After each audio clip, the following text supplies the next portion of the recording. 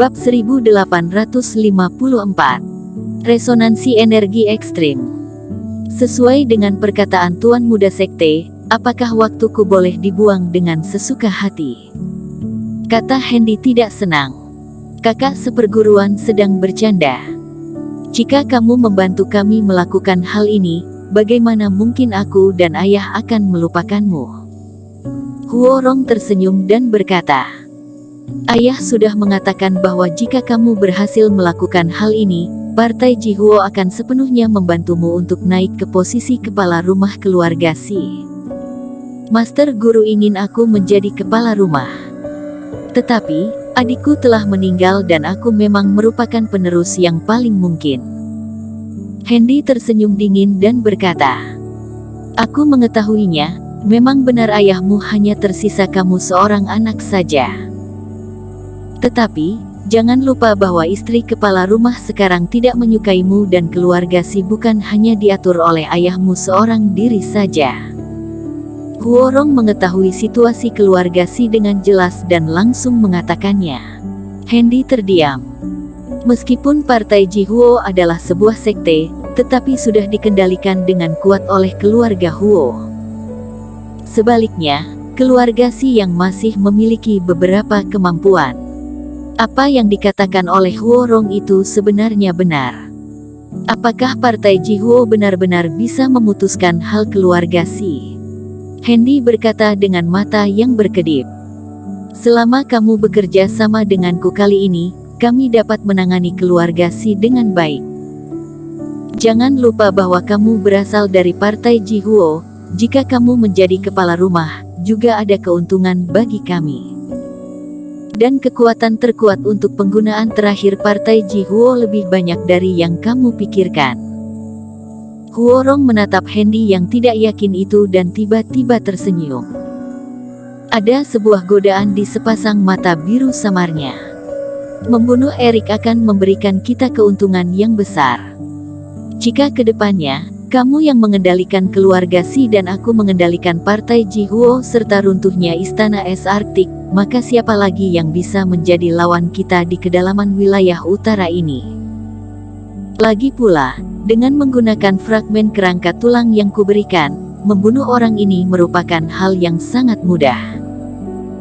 Hendy menarik nafas yang dalam dan matanya tidak lagi berkedip, seolah-olah dia selesai membuat keputusan tertentu dan ekspresinya menjadi santai. Janji. Hehe, kami tunggu keberhasilanmu kakak seperguruan. Ini merupakan 3.000 batu ekstrim yang kuminta kepada ayah untuk mengirimkannya kembali dan dengan 4 fragmen kerangka tulang ini, Erik pasti akan mati.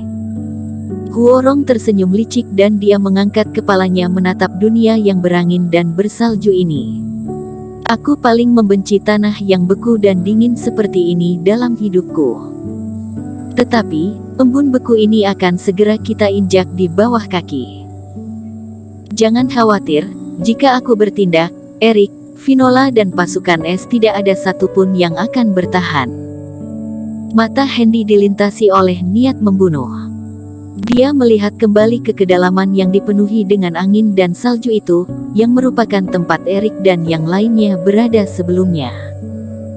Di waktu berikutnya, Erik memimpin pasukan es untuk melanjutkan perjalanan. Perlahan, sebuah gunung yang besar dan tinggi muncul di ujung pandangan semua orang. Gunung tersebut sangat tinggi dan curam, seperti pedang yang menjulang ke langit. Puncaknya bahkan ditutupi oleh awan dan tidak terlihat secara sekilas. Pemimpin Qin, ini adalah gunung suci tertinggi abadi, zona inti sekte suci. Tampaknya kita akan segera tiba. Yesi berkata. Baik, mari kita istirahat sebentar dan sesudah itu langsung menuju ke gunung suci. Erik mengangguk kepala dan berkata. Gunung suci saat ini, meskipun kultivator dapat sampai dengan cepat dengan menginjak kehampaan, tetapi pada kenyataannya, masih harus menempuh jarak yang sangat jauh untuk tiba bagi semua orang. Di antara gunung suci dan semua orang, semua jenis energi ekstrim saling terkait, yang terus-menerus mengguncang dunia.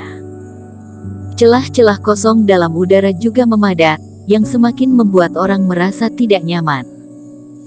Semakin dekat dengan Gunung Suci, semakin banyak jejak pertarungan dan jalannya menjadi semakin rumit dan berbahaya. Dan di bawah Gunung Suci, terdapat sebuah bentuk utuh tempat formasi.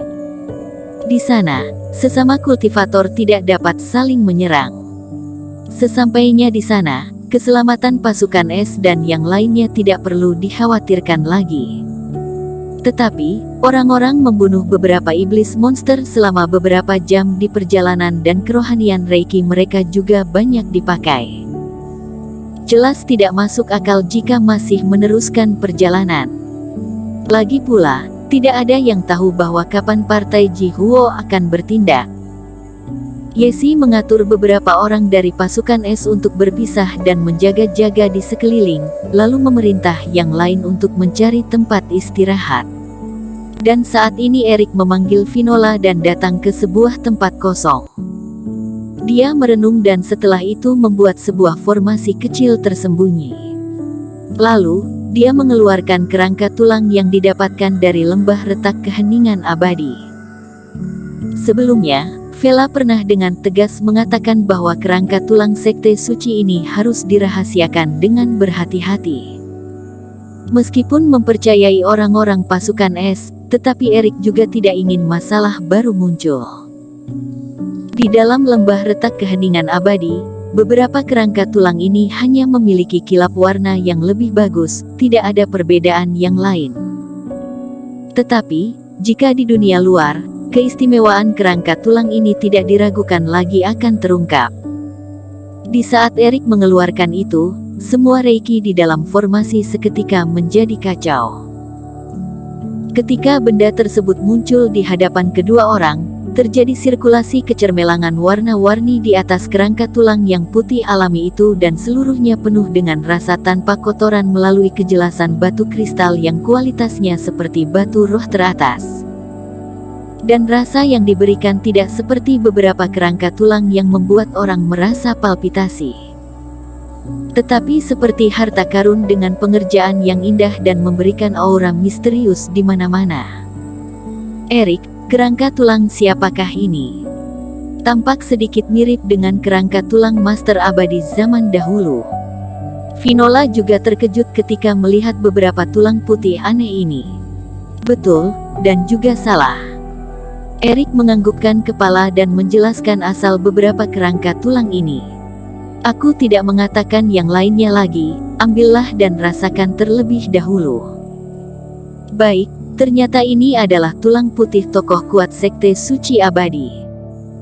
Finola mengerti, dia tidak memiliki konflik apapun terhadap beberapa kerangka tulang ini dan dia mengambil sebuah bagian dari tulang itu dan mengamatinya secara teliti. Erik juga tidak berbicara dan memperhatikan Finola dengan cermat. Finola menyelidiki sejenak dan ekspresinya perlahan menjadi aneh. Erik, aku tidak tahu mengapa, kerangka tulang ini memiliki sedikit rasa hubungan dengan energi ekstrim es di tubuhku, seolah-olah menarik Reiki tubuhku. Terutama kerangka tulang yang ada di tanganku ini. Maksudmu, benda ini bisa beresonansi denganmu? Mata Erik berbinar gembira. Seharusnya iya. Ini seperti batu roh yang diletakkan di samping kultivator ketika sedang berlatih, meskipun tidak menyerapnya, Reiki di dalamnya tetap akan tertarik karena pusaran yang diakibatkan oleh teknik yang dijalankan kultivator. Finola memberi sebuah contoh. Kalau begitu, itu benar. Erik tersenyum dan berkata, "Mengapa? Apakah ini penting?" Finola meletakkan tulang putih itu dan bertanya, "Seharusnya akan memiliki sedikit manfaat." Erik mengangguk dan kemudian menjelaskan, "Aku pernah mendengar dari Vela bahwa kultivator yang berlatih dengan energi ekstrim seperti kalian, bisa merasakan keberadaan energi ekstrim di dalam tulang putih. Tetapi jika dapat merasakan resonansi pemurnian energi yang sesuai dari dalam, berarti kultivator ini berlatih dengan teknik yang sejenis denganmu sebelum kematiannya, yaitu metode jenis es ekstrim. Jadi begitu, lalu aku boleh menyerap aura dari dalamnya dan meningkatkan diri, seperti batu roh." Vinola bertanya dengan penasaran. Aku tidak terlalu jelas dengan hal itu, tetapi kamu boleh membawa dan menyelidikinya lebih dalam. Mungkin kamu dapat memperoleh cara penggunaannya. Erik menggelengkan kepala dan berkata, sebenarnya, dirinya pernah menggunakan api suci pada 3 buah tulang putih untuk merasakannya sebelumnya. Tetapi, api suci tidak mengalami perubahan apapun. Artinya, tidak ada kultivator yang berlatih dengan api suci dari beberapa kerangka tulang itu. Tetapi, Vinola dapat merasakan resonansi. Itu juga hal yang baik. Sebenarnya, aku juga merasakan bahwa jiwa es tubuhku memiliki hubungan tertentu dengan tulang putih ini. Seperti ada beberapa kekuatan yang sangat kuat dari dalam yang terus memanggilku. Vinola berkata, bersambung.